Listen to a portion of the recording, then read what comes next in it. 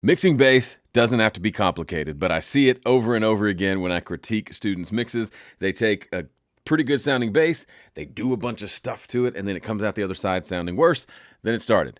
It doesn't have to be that way. There's actually a simple two-step process that I use whenever I mix bass. I'm going to explain that process to you. I've got visual aids to help with the understanding, and then we're going to jump into Studio One and actually do a bass mix really quick. So I said there are two steps to this process, but there's actually kind of a pre-step 0 that you need to have in place before these will make any sense.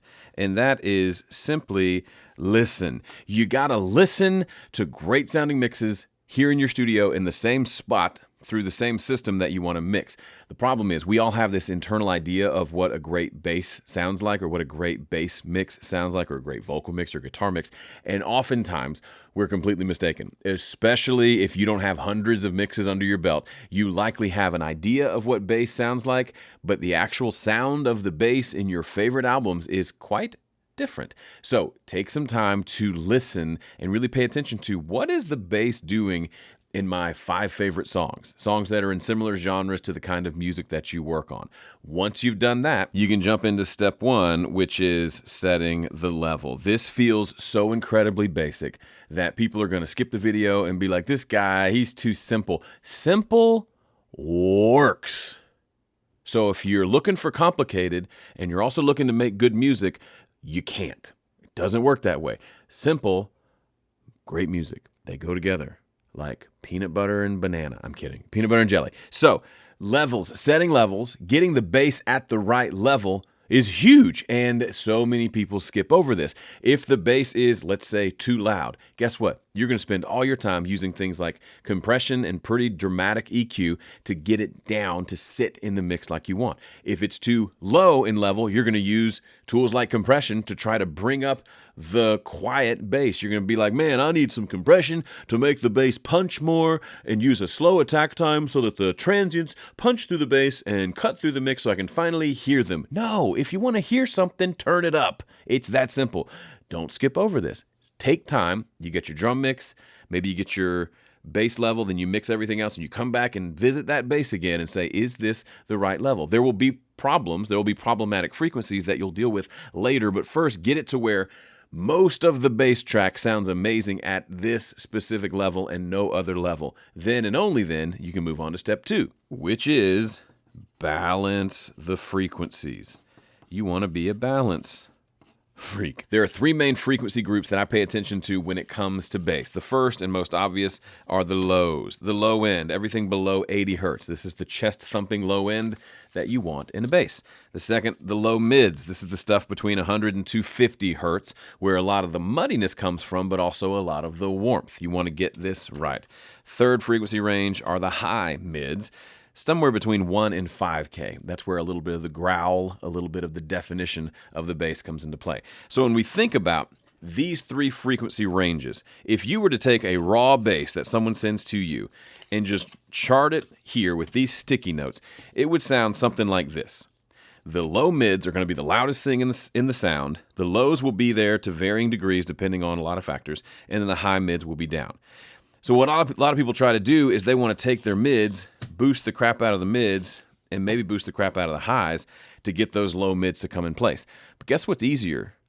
If 2 things are too low and 1 thing is too high, what's the simplest solution? You guessed it. Bring this one down. Now they're balanced. I don't mean balanced in the sense that they have to be the exact same volume, but typically 9 times out of 10, the low mids are the loudest thing in the bass, so that you don't really hear the lows and the high mids as well. You could boost these, but I find simpler solution almost always the best. Let's bring just the low mids down, even a little bit below these, and now we're able to hear all of these in the mix really well. And that's it. Those are the 2 steps. You might think, Joe, what about compression? You get these 2 steps right. You can compress, you can not compress. I could go either way. Most of the time, it doesn't make much of a difference. I know, heresy, right? Let's dive in and listen to it. By the way, do you like simple processes? I've taken my entire mixing process and boiled it down to just 5 steps. If that sounds intriguing to you, it'll help you mix faster and get better results and have a little more fun as you do it. You can have a free copy of my 5-step mix guide. Just go over to 5stepmix.com. All right, we're in Studio One. This is the song Keep Your Distance by my band Stare Down. This is going into the bridge section, which should be a good place to work. Let's listen to it real quick. This is without the bass.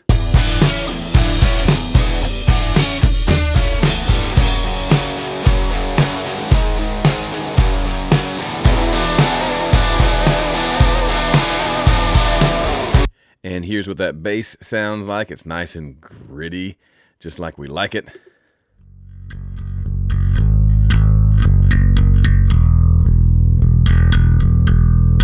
So even right now, I'm listening to the raw bass, and he plays through a lot of pedals. It's going into one of those little mini Ampeg, mini stack heads, and I think we plugged it direct from the XLR out of it. So it's got a lot of grit, but right out of the gate, it sounds like this, right? The low mids are the predominant thing that we hear. That's just the nature of the beast. It's okay. It's just part of how it sounds. We want to tame that down.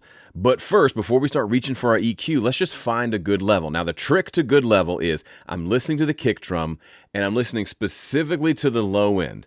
I know in my head the mids are going to be a little too loud. I'm going to deal with those later, but I want to set the level based on the stuff that, like the chest thumping low end, the stuff that goes woof. So the big, thick kick drum that you hear here, boom, I want to match that level with my bass. That's where I'm at, specifically with the low frequencies. So let me open this back up, and let's just move this fader up until it feels nice. It helps to close your eyes. You can do it either way. Here we go.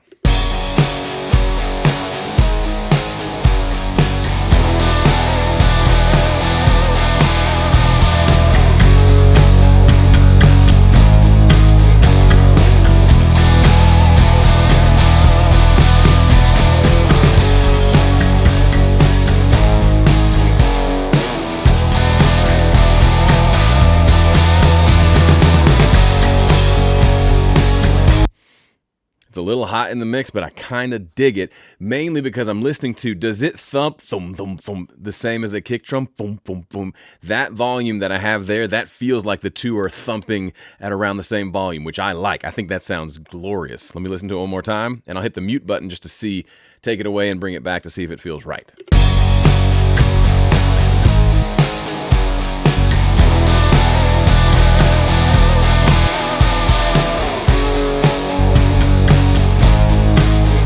If anything, when I set levels, I err on the side of a little bit loud, especially if I know that mid-range is going to come down a little bit. You could make the argument, Joe, you're stupid. You should just EQ it first and then set the levels.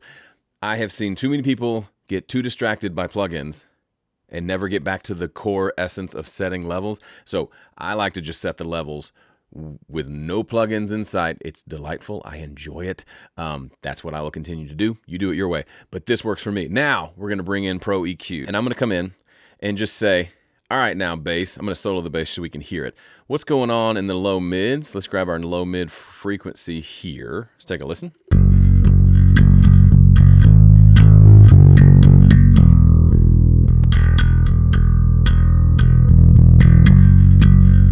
There's a good amount of life there. You can see it in the frequency spectrum. There's a lot down here at 50, which is that chest thumping stuff. There's a lot up here like 120-ish, maybe even as low as 100, which I would call more low mid stuff. Let's tame that down a little bit.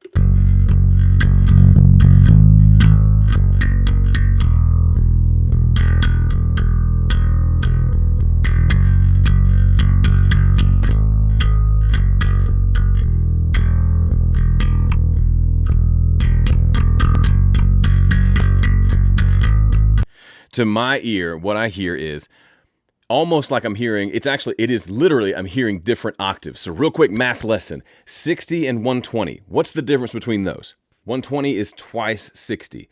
What is the difference between two notes that are one octave apart? If we look at their frequencies, a low B and an octave above that will be exactly twice, right? So if a low B was 60, let's just say for argument's sake, then the next B on the scale would be at 120. So when I turn this low mid on and off, it's like I'm turning off that upper octave so I can hear the lower octave better. Yes, we could boost the lower octave, but like I said before, I'd rather cut the one that I don't want, which is this one here. Let me play that again for you.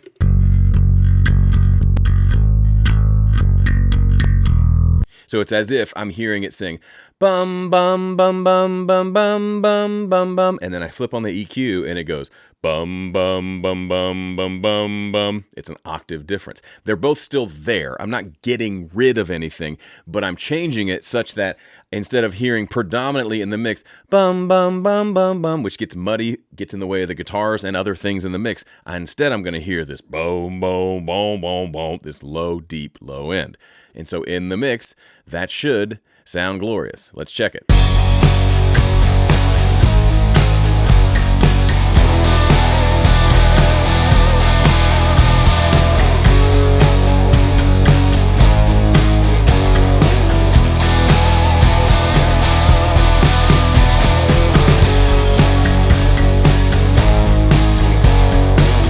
I love it.